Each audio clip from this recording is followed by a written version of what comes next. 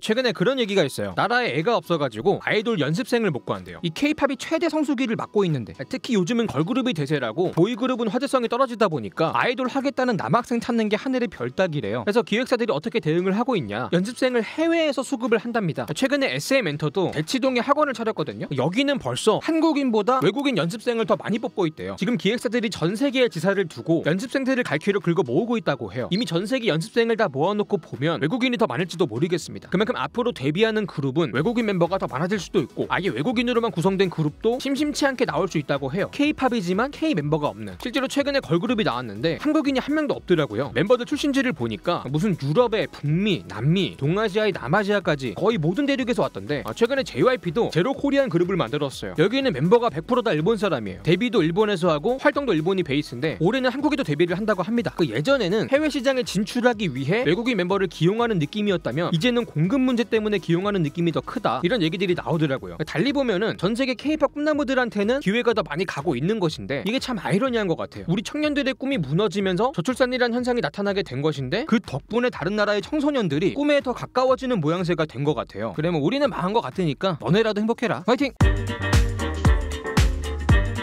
작년 합계 출산율이 0.78명을 찍었잖아요. 이게 OECD 평균의 절반이래요. 사실 OECD 회원국이면은 선진국이 많고 이 선진국 대부분이 저출산인데, 이런 나라들 사이에서 평균을 내도 우리가 그 반도 안 된다는 거예요. 올해 2분기에는 또 0.7명까지 떨어졌고요. 이 기세면은 올해 전체 출산율이 0.6명대까지 찍힐 수가 있다, 이런 우려까지 나오고 있습니다. 매년 지 혼자 꼴등 신기록을 세우고 다음에 또 지가 그거를 갈아치우고 이 바닥을 계속 뚫고 내려가면서 지하 탐색까지 하고 있습니다. 참고로 지역별로 보게 되면은 서울은 작년에 이미 0.5명대를 찍었고요. 서울 안에서 도 제일 낮은 관악구는 0.4명대까지 찍혔다고 해요. 이거는 이제 급발진 차량인 거죠. 속도는 무지막지하게 빠르고 브레이크는 안 먹으니까. 우리 말고 0명대가 찍히는 거는 도시국가밖에 없어요. 이런 곳은 국토가 좁고 인구도 워낙에 적으니까 예외를 쳐야 되고, 정상 국가 중에서 저출산을 겪는 국가들을 보면은 아무리 못해도 1명대는 출산율이 나오고 있어요. 이 나라들의 출산율이 가장 낮았을 때도 0명대를 찍어본 역사가 없는데, 이게 지금 우리가 처음 만든 역사라는 거죠. 즉 저출산 선배들도 한 번도 겪어보지 못한 선례가 없는 파괴적인 미래가 다가올 수도 있다, 이런 경고들이 나오는데, 일단은 사람의 생애 주기별로 그대로 부작용이 나타나고 있죠. 신생아가 줄면서 산부인과가 힘들어지고, 영유아가 없으니 소아과나 어린이집이 사라지고 있고, 학령 인구가 감소하면서 학교가 통폐합이 되고, 지방대가 망하고, 사교육 시장이 무너지고, 병역 인구가 없어가지고 안보에 구멍이 뚫리고, 이제 조만간 일할 사람까지 없어지게 되면은 고용 시장에도 문제가 생기겠지만, 역시 제일 심각한 문제는 부양 문제죠. 저출산으로 일할 사람은 주는데 고령화로 부양받을 사람은 늘고 있잖아요. 한 20년 전만 해도 10명이 1명을 부양했는데 지금은 5명이 1명을 부양하는 상황이 됐어요. 20년 만에 부양비가 2배가 오른 거예요. 이미 우리 허리가 조금씩 접히고 있습니다. 그리고 앞으로 약 4-50년 뒤에는 일하는 사람 1명이 노인 1명을 부양하게 됩니다. 진짜 탈출하고 싶다, 안 살고 싶다 여기서. 이때 인구 피라미드를 보게 되면은 모양이 거의 막대사탕이에요. 아래쪽에 가해지는 하중이 큰 거죠. 이게 일하는 사람들 입장에서는 내 가족을 부양할 능력도 부족한데 사회를 부양하기 위한 사회적 부양비가 증가하게 되면 결국은 내 가족을 만들고 내 가족을 부양하고 이런 것들을 포기할 수밖에 없어요. 그렇게 결혼과 출산을 꺼리는 현상이 더 심화가 되고 저출산이 가속화되는 악순환에 빠질 수도 있다, 이런 얘기도 하더라고요. 근데 사실 이 절망 뒤에는 희망도 기다리고 있다, 고생 끝에 낙이 올 수도 있다, 이런 얘기도 있거든요. 만약에 우리가 기적적으로 대처를 잘 해서 이 부양 문제 구간을 어떻게든 넘길 수만 있다면 인구의 다수를 차지하던 노년층들이 대거 사망하는 구간이 온다는 거예요. 부양받는 인구가 대폭 감소한다는 거죠. 그렇게 부양의 터널을 빠져나올 수 있고, 인구 피라미드가 막대사탕이었던 것이 사탕만 빠지고 막대기만 남게 되는 거예요. 전 연령층이 고르게 분포하는 형태가 된다는 겁니다. 문제는 이 낙원이 언제 오냐인데, 놀라지 마세요. 2100년입니다. 네, 22세기예요. 다음 세기. 대부분 20세기에 태어나셨죠? 3세기를 살아야 됩니다. 살만해진 대한민국을 보고 죽으려면.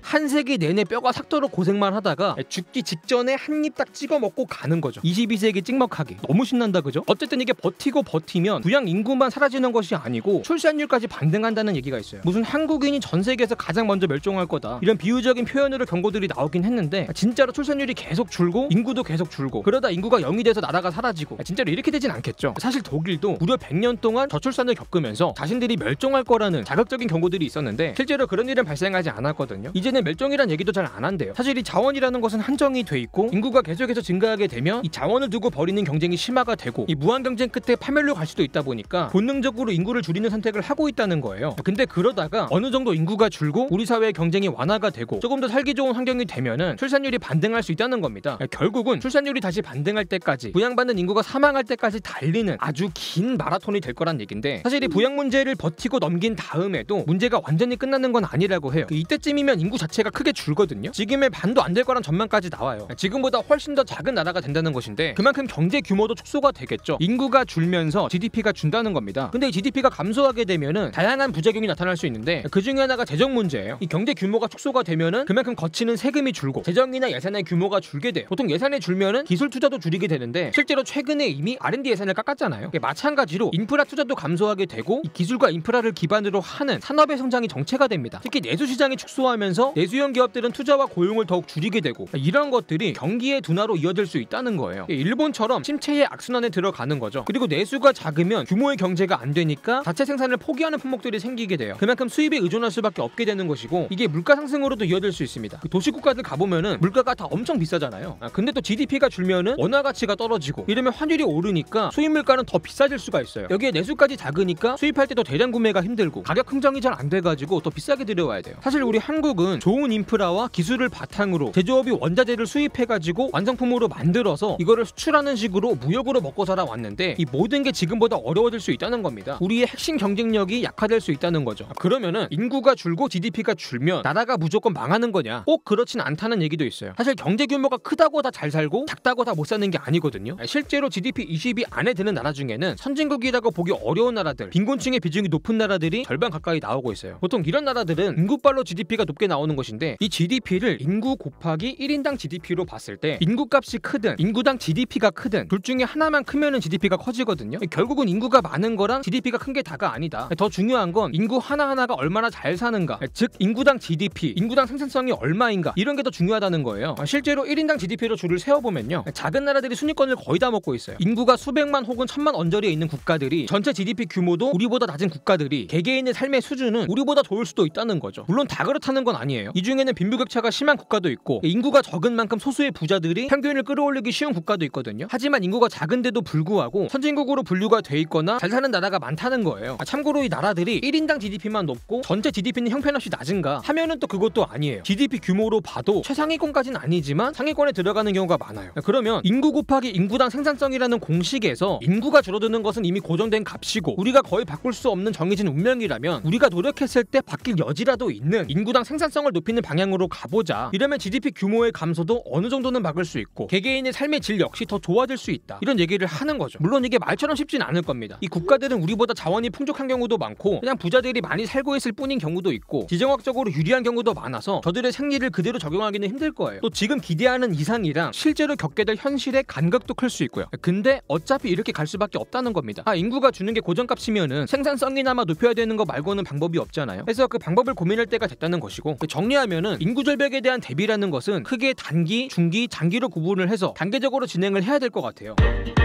단기적으로는 지금 당장 시급한 출산율을 높이기 위해서 노력을 해야겠죠. 사실 세계 최저라는 비상식적인 출산율은 지나치게 가파른 생산인구 감소를 초래할 것이고 그만큼 부양 문제를 더 파괴적으로 만들기 때문에 이 부양 문제 구간을 더 잘 버티기 위해서라도 출산율을 높이긴 해야 된다는 거예요. 최소한 다른 선진국들 수준까지는. 그 다음 중기적인 대책은 역시 부양 문제를 겪는 구간을 어떻게 버티고 넘길 것인가, 여기에 대한 고민을 해봐야 되는 것이고 마지막으로 더 장기적으로는 이 고비를 넘긴 뒤에 지금보다 작은 나라가 됐을 때 여기에 맞게 체질 개선을 해 나가는 그런 계획이 필요하다는 거예요. 근데 솔직히 출산율은 어떻게 높여야 될지 모르겠고 2100년에 맞이할 문제는 너무 먼 얘기고 그래서 부양 문제를 어떻게 견뎌낼 것인가 이게 지금 중요한 문제일 것 같은데 여기에 대해 몇 가지 뻔한 아이디어들이 조금 있어가지고 소개를 시켜드리면은 일단은 생산성을 높이는 방식이 있죠. 앞에서 계속 말했던 거. 보통은 기술 혁신이 발생했을 때 생산성이 크게 높아지는데 지금 4차 산업혁명이 좋은 기회가 될 수 있기 때문에 적극적인 투자가 필요하다고 하고요. 또 일할 사람이 없는 게 문제면 원래 일을 안 하던 사람들을 일터로 데리고 오는 방법이 있거든요. 해가지고 무슨 청년들을 더 빨리 취업을 시키자, 대학 진학 말고 직업계 고등학교로 보내자, 아니면은 여성들의 경제활동 참여율을 높이자, OECD 평균보다 참여율이 낮더라, 이런 얘기들이 나오는 거죠. 근데 문제는 청년들의 숫자 자체가 줄고 있는데 일찍 취업을 시키든 여성의 참여율을 높이든 별로 티가 안 날 거라는 거예요. 그래서 부족한 청년들을 쥐어짜는 것보다는 흘러 넘치는 노년층을 다시 활용하는 게 더 효율적이다. 사실 그럴 수밖에 없는 구조다. 아니 인구 중에 제일 많은 게 노인들인데 놀릴 수가 없다는 거예요. 특히 노년층이 계속 일을 하게 되면은 그만큼 부양받는 사람은 줄고 일하는 사람은 증가하는 효과가 있어가지고 부양비를 효과적으로 줄일 수 있다고 합니다. 그리고 또 항상 빠지지 않는 게 임금 이민 문제죠. 한국인이 없으니까 외국인을 데려오자는 건데 이거는 쉬운 문제가 아니죠. 전 세계 어디를 가든 개방적인 이민 정책은 국민적인 거부감이 조금 있으니까 아무래도 일자리를 두고 이민자랑 경쟁을 해야 될 수도 있고 이민자 관련 범죄에 대한 공포가 있을 수도 있고 인종 갈등이나 사회적인 혼란도 걱정이 되는 것 같아요. 이 국민들의 저항이 예상이 되기 때문에 이 정계에서도 이민 정책에는 소극적인 편이고요. 대체로 보수 진영이 조금 더 폐쇄적이고 진보 진영이 적극적인 편이긴 한데 산업계나 언론 쪽에서는 조금 긍정적이에요. 기업은 노동자 수급이 절실한 부분이 있고 보수 언론 같은 경우는 그런 기업의 이익을 대변할 때가 있고 진보 언론도 마찬가지예요. 인권과 다양성을 추구해야 되는 부분이 있어가지고 사실 우리 한국은 이민 정책이 굉장히 폐쇄적이죠. 얼마 전에 연예인 강남씨가 귀화를 하셨거든요. 근데 그 과정이 얼마나 어려웠는지 얘기를 한 적이 있어요. 보니까 진짜 힘들긴 하더라고요. 사실 고급 인력을 제외하면은 대부분의 경우는 외국인 노동자 신분으로 잠깐 왔다가 돌아가시는데 그 일본도 원래는 굉장히 폐쇄적이었어요. 근데 최근엔 점점 개방적으로 가고 있습니다. 겪어보니까 안 받을 수가 없었나 봐요. 아마 우리도 인구 문제가 더 심각해지면 지금보다는 많이 받게 될 가능성이 있는 것 같아요. 다만 유럽이 난민을 대거 수용하면서 사회적인 갈등이 전방위적으로 커졌고 과정에서 외국인에 대한 혐오를 내세우는 과격한 정치인들이 부상하면서 정치까지 개판이 나고 있거든요. 그래서 이런 부작용들을 꼭 유념을 해가지고 언젠가 나중에 받을 때 받더라도 준비를 잘 해놓고 받을 필요가 있다. 이런 생각이 들기도 합니다. 자, 오늘 영상 여기까지고요. 지금까지 지식한입의 한입만이었습니다.